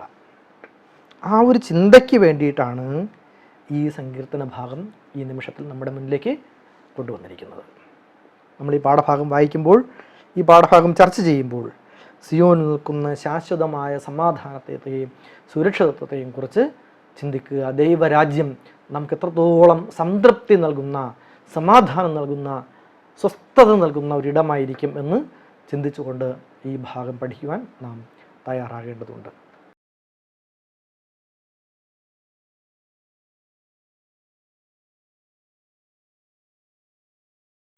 നമ്മൾ വ്യാഴാഴ്ചത്തെ പാഠഭാഗത്തിലേക്ക് വരുമ്പോൾ കഴിഞ്ഞ 2 ഭാഗങ്ങളുടെയും തുടർച്ചയാണ് ഇവിടെയും പറയുന്നത്. എന്താണ്? സിയോൻ പർവ്വതം പോലുള്ള ഉറപ്പ്. സിയോൻ പർവ്വതം പോലെ ഉറപ്പുള്ള ഒന്നാണ്. എന്താണ്? സങ്കീർത്തനങ്ങൾ 121 1-ാമത്തെ വാക്യം തന്നെ അത് അടിച്ച് പ്രസ്താവിക്കുകയാണ്. എന്താണ്? യഹോവയിൽ ആശ്രയിക്കുന്നവൻ കുലുങ്ങാതെ എന്നേക്കും നിൽക്കുന്ന സിയോൻ പർവ്വതം പോലെയാകുന്നു. ഞാനിതെപ്പോഴും പറയാറുള്ള ഒരു വാക്യമാണ്. യഹോവയിൽ ആശ്രയിക്കുന്നവൻ, യഹോവയിൽ ആശ്രയിക്കുന്നവൻ. ചില സങ്കീർത്തന ഭാഗങ്ങളുടെ 1-ാമത്തെ വാക്യമുണ്ടല്ലോ, 1-ാമത്തെ വാക്യം അത് അത്രത്തോളം സ്ട്രോങ് ആയിരിക്കും, അത്രത്തോളം ശക്തമായി പ്രതീക്ഷയും അത്രത്തോളം ശക്തമായി നമ്മുടെ വിശ്വാസത്തിന് ഉറപ്പിക്കുന്നതും ആയിരിക്കും അല്ലേ? ചില സങ്കീർത്തന ഭാഗങ്ങളുടെ 1-ാമത്തെ വാക്യം, സങ്കീർത്തനങ്ങൾ 1, സങ്കീർത്തനങ്ങൾ 2, 3, 4 അല്ലേ? 23-ാം സങ്കീർത്തനം, 91-ാം സങ്കീർത്തനം, 37-ാം സങ്കീർത്തനം, 41-ാം സങ്കീർത്തനം. ഞാൻ എൻ്റെ കണ്ണ് പർവ്വതങ്ങളിലേക്ക് ഉയർത്തുന്നു, എനിക്ക് സഹായം എവിടെ നിന്ന് വരും? എൻ്റെ സഹായം ആകാശവും ഭൂമിയും നിർമ്മിച്ച യഹോവയിൽ നിന്ന് വരുന്നു. നോക്കൂ, അത്ര പ്രതീക്ഷയോടുകൂടിയാണ് ആ വേദഭാഗം, അത്ര ഉറപ്പോടുകൂടിയാണ് ആ വേദഭാഗം സങ്കീർത്തനക്കാരൻ എഴുതിയിട്ടുള്ളത്. ഇവിടെയും അതുപോലെ തന്നെ യഹോവയിൽ ആശ്രയിക്കുന്നവൻ എന്നേക്കും നിൽക്കുന്ന സിയോൻ പർവ്വതം പോലെയാകുന്നു. പർവ്വതങ്ങൾ യെരൂശലേമിനെ ചുറ്റിയിരിക്കുന്നു. യഹോവ ഇന്നു മുതൽ എന്നേക്കും തൻ്റെ ജനത്തെ ചുറ്റിയിരിക്കുന്നു. കഴിഞ്ഞ പാഠത്തിൽ പറഞ്ഞ തലക്കെട്ടാണ് ഇവിടുത്തെ ഈ പാഠഭാഗത്തിൻ്റെ ഉത്തരം എന്ന് പറയുന്നത്. സിയോൻ പർവ്വതം നൽകുന്ന സുരക്ഷയും സിയോൻ പർവ്വതം നൽകുന്ന സമാധാനവും. ആ ഒരു ഉറപ്പ് ലഭിക്കുമ്പോൾ നമുക്ക് ചുറ്റും ഒരു കാവലുണ്ട്, നമുക്ക് ചുറ്റും ഒരു കരുതലുണ്ട് എന്ന ബോധമുണ്ടാകുമ്പോൾ സ്വാഭാവികമായും സ്വസ്ഥതയോടുകൂടെ കിടന്ന് ഉറങ്ങാൻ പറ്റും ഇല്ലേ? സമാധാനത്തോടു കൂടെ ഉറങ്ങാൻ പറ്റും. നീതിമാൻ നീതികേടിലേക്ക് കൈനീട്ടാതിരിക്കേണ്ടതിന് ദുഷ്ടന്മാരുടെ ചെങ്കോൽ നീതിമാന്മാരുടെ അവകാശത്തിന്മേൽ ഇരിക്കയില്ല. യഹോവേ ഗുണവാന്മാർക്കും ഹൃദയപരമാർത്ഥികൾക്കും നന്മ ചെയ്യണമേ. എന്നാൽ വളഞ്ഞ വഴികളിലേക്ക് തിരിയുന്നവരെ യഹോവ ദുഷ്കരോടുകൂടെ പോകുമാറാകട്ടെ. ഇസ്രായേൽ മേൽ സമാധാനം വരുമാറാകട്ടെ അല്ലേ? വെളിപാട് പുസ്തകം 21-ാം അധ്യായം നമ്മൾ വായിക്കുമ്പോൾ അവിടെ പറയുന്നുണ്ട്, വെളിപാട് പുസ്തകം 21-ാം അധ്യായത്തിൽ നമുക്ക് കണ്ടെത്താൻ കഴിയുന്ന എന്താണ്? ഓരോരുത്തന് അവനവൻ്റെ പ്രവൃത്തിക്ക് തക്കവണ്ണം കൊടുപ്പാൻ പ്രതിഫലം നിൻ്റെ പക്കൽ ഉണ്ട്. 3-ാമത്തെ വാക്യം എന്താണ്? സിംഹാസനത്തിൽ നിന്നൊരു മഹാശബ്ദം പറയുന്നതായി ഞാൻ കേട്ടത്, ഇതാ മനുഷ്യരോടുകൂടെ ദൈവത്തിൻ്റെ കൂടാരം, അവൻ അവരോടുകൂടെ വസിക്കും, അവർ അവൻ്റെ ജനമായിരിക്കും, ദൈവം താൻ അവരോടുകൂടെ ഇരിക്കും, അവൻ അവരുടെ കണ്ണിൽ നിന്ന് കണ്ണീരൊക്കെയും തുടച്ചു കളയും.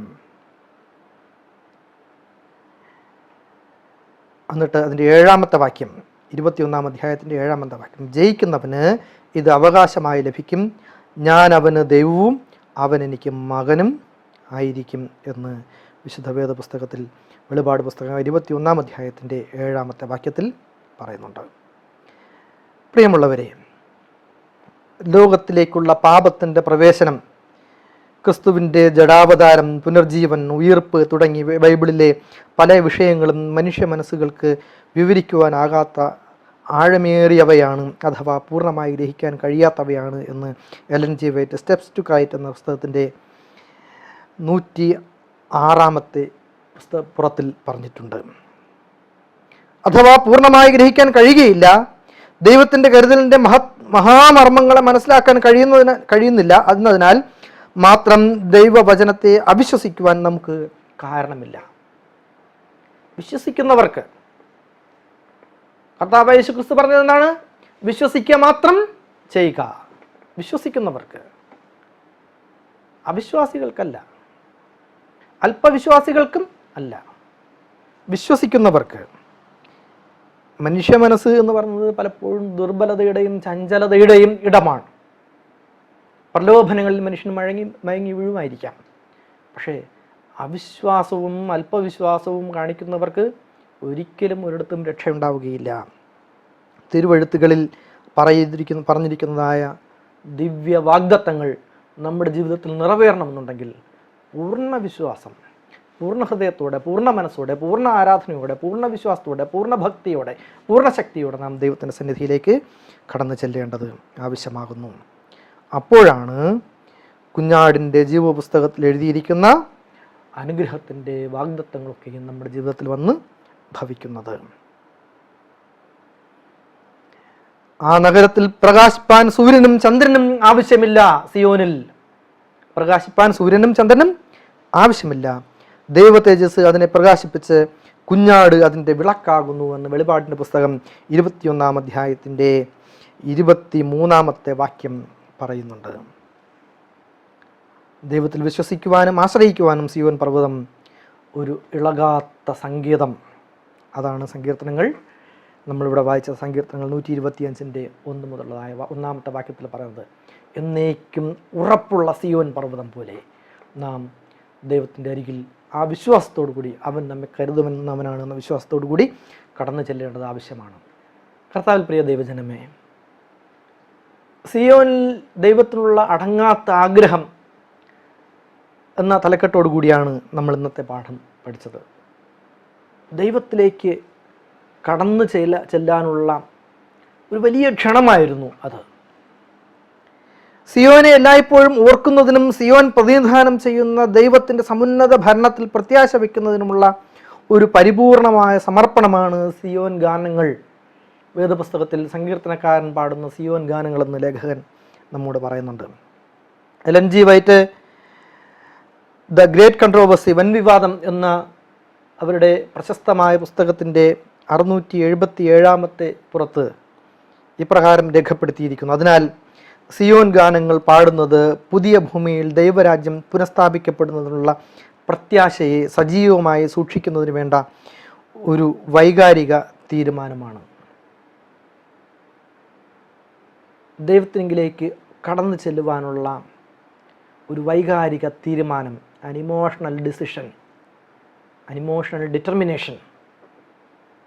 നമുക്ക് വേണ്ട ഒരു ലക്ഷ്യബോധത്തെ, വിശ്വാസ സമൂഹത്തിന് വേണ്ട ഒരു ലക്ഷ്യബോധത്തെ സാക്ഷീകരിക്കുന്ന പദമാണ് സിയോൻ.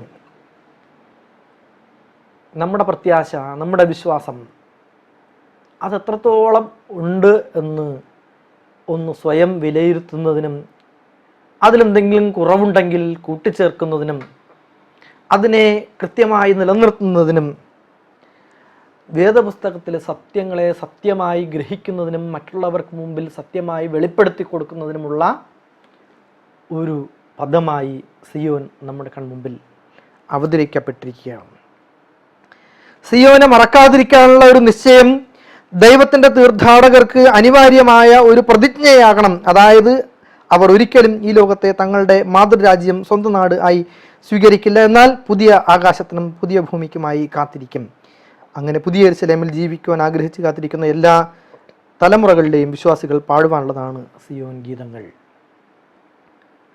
അതുകൊണ്ടാണ് നേരത്തെ നമ്മൾ പറഞ്ഞ പാട്ടിലെ പാട്ടുകാരൻ പറഞ്ഞത്, മോക്ഷയാത്രയാണിത് ഞാൻ നടപ്പത്, കാഴ്ചയാലെയല്ല വിശ്വാസത്താലെയാൽ.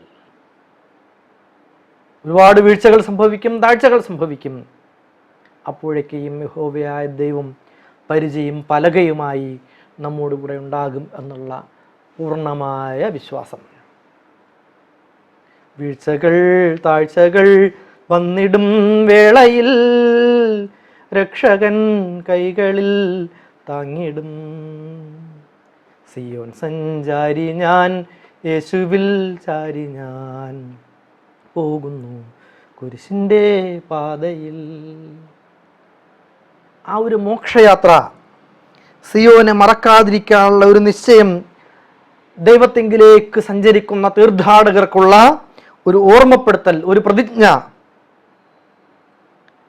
അവിടെ മരിക്കാത്ത മനസ്സുകൾ സൃഷ്ടിയുടെ അത്ഭുതങ്ങളെ വീണ്ടെടുക്കുന്ന സ്നേഹത്തിൻ്റെ മർമ്മങ്ങളെ ഒരിക്കലും പരാജയപ്പെടുത്താത്ത ആനന്ദത്തോടെ ധ്യാനിക്കും എന്ന് എലൻ ജി വൈറ്റ് പറയുന്നുണ്ട്. ദൈവത്തെ മറക്കുന്നതിന് വഞ്ചിക്കുന്ന ക്രൂരശത്രു അവിടെ ഉണ്ടാകില്ല. ഓരോ മാനസിക കഴിവും വികസിതമാകും, ഗ്രഹണശക്തി വർദ്ധിക്കും. അറിവ് നേടുന്നത് മനസ്സിനെ തളർത്തുകയോ ഊർജ്ജത്തെ ഇല്ലാതാക്കുകയോ ചെയ്യില്ല എന്നും എലൻ ജി വൈറ്റ് പറയുന്നുണ്ട്. അവിടെയും നമ്മുടെ ഓരോരുത്തരുടെയും മുമ്പിൽ വെളിപ്പെടുന്ന സത്യങ്ങൾ നമ്മുടെ ഓരോരുത്തരുടെയും ജീവിതത്തിലേക്ക് ഒരു ദർശനമായി, നമ്മുടെ ഓരോരുത്തരുടെയും ജീവിതത്തെ നയിക്കുന്ന വെളിച്ചമായി നമുക്ക് അനുഭവിക്കുവാൻ തക്കവണ്ണം സാധിക്കും. സങ്കീർത്തനക്കാരൻ പറയുന്ന പകൽ മേഘസ്തംഭമായി രാത്രി അഗ്നിസ്തംഭമായി ദൈവത്തിൻ്റെ സമീപം നമ്മുടെ ഓരോരുത്തരുടെയും ജീവിതത്തിൽ ഉണ്ടാകും എന്ന് പറയുന്നത് പോലെ ആ നഗരത്തിൽ പ്രകാശിപ്പാൻ സൂര്യനും ചന്ദ്രനും ആവശ്യമില്ല. ദൈവ തേജസ് അതിനെ പ്രകാശിപ്പിച്ച് കുഞ്ഞാട് അതിൻ്റെ വിളക്കായി ശോഭിക്കുന്ന നിത്യനഗരത്തിലേക്ക്, വിശുദ്ധ നഗരത്തിലേക്ക്, വിശുദ്ധ യെരൂശലേമിലേക്ക്, പുതിയ യെരൂശലേമിലേക്ക് ദൈവത്തിൻ്റെ ക്ഷണം. പ്രിയമുള്ളവരെ, ആ ക്ഷണം സ്വീകരിച്ചുകൊണ്ട് മനോഹരമായ പാട്ടുകൾ, വീണകളാലും കൈത്താളങ്ങളാലും തന്ത്രികളാലും മനോഹരമായ പാട്ടുകൾ പാടിക്കൊണ്ട് സൈന്യങ്ങളുടെ ദൈവമായ യഹോവ പരിശുദ്ധൻ പരിശുദ്ധൻ പരിശുദ്ധൻ എന്ന് ആർത്തു പാടി, കുഞ്ഞാടിൻ്റെ പാട്ട് പാടിക്കൊണ്ട് നമുക്ക് ദൈവത്തിൻ്റെ സന്നിധിയിൽ കടന്നു ചെല്ലാം.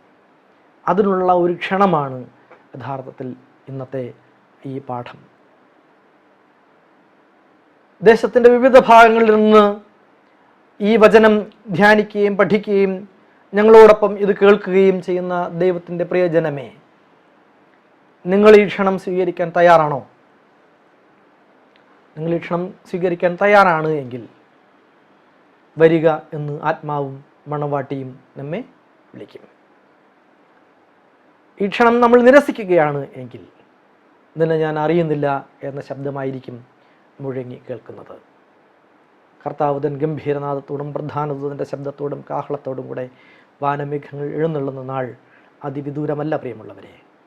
ഒരുങ്ങിയിരിക്കുവാനുള്ള ഒരു മുൻവിളി കൂടിയാണ് നമ്മുടെ മുമ്പിൽ ഈ ശബ്ദം കേൾപ്പിക്കുന്നത്. ഒരുങ്ങിയിരിക്കുവാനുള്ള ഒരു തയ്യാറെടുത്ത് കൊള്ളുവാനുള്ള ശബ്ദമാണ്. ഭൂമി പൊടുപൊടെ പൊട്ടുകയും കിറുകിറ കീറുകയും രാജ്യങ്ങൾ തമ്മിൽ കലഹിക്കുകയും ജാതികൾ തമ്മിൽ കലഹിക്കുകയും വംശങ്ങൾ തമ്മിൽ കലഹിക്കുകയും കടലിരമ്പും പോലെ കരയിലേക്ക് ഇടിച്ചു കയറുകയും ഭൂമി കീറിപ്പോവുകയും മരങ്ങൾ മറഞ്ഞു വീഴുകയും ചെയ്യുന്ന സകല ദുരന്തങ്ങളുടെയും ഈ കാലഘട്ടത്തിലും എന്നേക്കും നിലനിൽക്കുന്ന സിയോൻ പർവ്വതം പോലെ ദൈവം നമ്മെ താങ്ങുന്നുണ്ട് എങ്കിൽ പ്രിയമുള്ളവരെ, ആ ക്ഷണം സ്വീകരിച്ചുകൊണ്ട് നമുക്ക് ദൈവത്തിൻ്റെ സന്നിധിയിലേക്ക് കടന്നു ചെല്ലാം. ദൈവം സകലവിധമായ അനുഗ്രഹങ്ങളാലും ഓരോ മനുഷ്യനെയും, ഓരോ വ്യക്തികളെയും, ഓരോ വിശ്വാസ സമൂഹത്തെയും, അവരുടെ കുടുംബങ്ങളെയും അനുഗ്രഹിക്കുമാറാകട്ടെ. ആമേൻ. ഇന്ന് ഈ പാഠം ശ്രമിച്ച ലോകത്തിൻ്റെ വിവിധ ഭാഗങ്ങളിലുള്ള എല്ലാ അഡ്വന്റിസ്റ്റ് വിശ്വാസ സമൂഹത്തെയും ദൈവം കാത്തുകൊള്ളുമാറാകട്ടെ എന്ന് പ്രാർത്ഥിക്കുന്നു. സെവൻത്-ഡേ അഡ്വന്റിസ്റ്റ് സഭയുടെ പ്രവർത്തനങ്ങളെ ദൈവം അനുഗ്രഹിക്കട്ടെ എന്ന് പ്രാർത്ഥിക്കുന്നു. അതുപോലെ തന്നെ ഏദൻ ടി വിയുടെ പ്രേക്ഷകരായും ഏദൻ ടി വിയെ ഈ ശാബത്ത് സ്കൂൾ പാഠങ്ങൾ കേട്ടുകൊണ്ട് ഞങ്ങളെ പ്രാർത്ഥനയിലൂടെ നയിക്കുന്നവരായ എല്ലാ സകല വിശ്വാസ സമൂഹത്തെയും ദൈവം അനുഗ്രഹിക്കട്ടെ എന്ന് പ്രാർത്ഥിക്കുന്നു. ഇതിന് ചുക്കാൻ പിടിക്കുന്ന എല്ലാ പ്രിയപ്പെട്ടവരെയും ദൈവം അനുഗ്രഹിക്കട്ടെ എന്ന് പ്രാർത്ഥിക്കുന്നു. ദൈവം നമ്മെല്ലാവരെയും കരുതുകയും കാത്തു സൂക്ഷിക്കുകയും ചെയ്യുമാറാകട്ടെ. നമുക്ക് പ്രാർത്ഥിക്കാം. സകല വിശുദ്ധിയുടെയും ദൈവമേ, പിതാവേ, യഹോവയിൽ ആശ്രയിക്കുന്നവൻ എന്നേക്കും നിൽക്കുന്ന സിയോൻ പർവ്വതം പോലെയാകുന്നു എന്ന് നീ അടിയങ്ങളെ പഠിപ്പിച്ചിരിക്കുന്ന നന്ദിയോടെ സ്തോത്രം. യഹോവേ, നിൻ്റെ കരുത്തും നിൻ്റെ ബലവും നിൻ്റെ അനുഗ്രഹവും നിൻ്റെ ശക്തിയും എത്ര വലുതാണ് എന്ന് അടിയങ്ങൾ അറിയുന്നു. നാഥ, അടിയങ്ങളുടെ ശബ്ദം കേൾക്കുവാൻ നിൻ്റെ ചെവി ഒരിക്കലും മന്ദമായിട്ടില്ല. അടിയങ്ങൾക്ക് അനുഗ്രഹം നീട്ടി നൽകുവാൻ നിൻ്റെ കൈ ഒരിക്കലും കുറുകിപ്പോയിട്ടില്ല. അടിയങ്ങൾക്ക് വേണ്ടി വാദിക്കുവാൻ നിന്റെ നാവ് ഒരിക്കലും ശക്തി കുറഞ്ഞിട്ടില്ല കർത്താവേ. അടിയങ്ങൾക്ക് വേണ്ടി പോരാടി അടിയങ്ങളെ കാത്തു സൂക്ഷിച്ച് സകലവിധമായ ശത്രുഭയങ്ങളിൽ നിന്നും അടിയങ്ങളെ വീണ്ടെടുത്ത് കർത്താവേ നിൻ്റെ രാജ്യത്തിൻ്റെ അവകാശികളാക്കി തീർത്തിരിക്കാൻ നന്ദിയോടെ സ്തോത്രം. ഈ നല്ല പാഠം അടിയങ്ങളുടെ ജീവിതത്തിലേക്ക് നൽകിയിരിക്കാനുള്ള സ്തോത്രം. അടിയങ്ങളുടെ ജീവിതത്തിലെ സിയോനിലേക്കുള്ള പെരുവഴികളുണ്ട് എന്ന് അടിയങ്ങൾ അറിയുന്നു. അതിലൂടെയുള്ള മോക്ഷയാത്രയിൽ വീഴ്ചകൾ വന്നാലും താഴ്ചകൾ വന്നാലും യഹോവേ രക്ഷകനായി നീ അടിയങ്ങളെ താങ്ങിക്കൊള്ളും എന്ന ഉറച്ച വിശ്വാസത്തിൽ അടിയങ്ങൾ ആ പെരുവഴിയിലൂടെ നടന്ന് അടിയങ്ങൾക്കൊപ്പം അടിയങ്ങളുടെ കൂട്ടുകാരെയും ബന്ധുക്കളെയും ചാർച്ചക്കാരെയും ഒക്കെയും ശേഖരിച്ചുകൊണ്ട് നിൻ്റെ സന്നിധിയിലേക്ക് കടന്നു വരുന്ന നാഥ, നീ വിശുദ്ധകരം തൊട്ട് അടിയങ്ങളെ അനുഗ്രഹിക്കുമാറാകണമേ. നിൻ്റെ വിശുദ്ധകരം അടിയങ്ങളുടെ ശിരസിന്മേൽ കൈവച്ച് അനുഗ്രഹിക്കുമാറാകണമേ. സകലവിധമായ പാപങ്ങളിൽ നിന്നും നീ അടിയങ്ങളെ കഴുകി ശുദ്ധീകരിക്കുമാറാകണമേ. കുഞ്ഞാടിൻ്റെ തിരുരക്തത്താൽ നീ അടിയങ്ങളെ കഴുകി ശുദ്ധീകരിച്ച് സകല രോഗങ്ങളിൽ നിന്നും പാപങ്ങളിൽ നിന്നും പ്രയാസങ്ങളിൽ നിന്നും പ്രശ്നങ്ങളിൽ നിന്നും പ്രതിസന്ധികളിൽ നിന്നും വീണ്ടെടുത്ത് നീ അടിയങ്ങൾ കരുത്ത് നൽകുമാറാകണമേ. ദേശദേശാന്തരങ്ങളിൽ വസിക്കുന്ന സകല വിശ്വാസ സമൂഹത്തെയും അങ്ങ് അനുഗ്രഹിക്കുമാറാകണമേ. ഇതാവെ എല്ലാവരും അങ്ങ് വീണ്ടെടുത്തുകൊള്ളുമാറാകണമേ.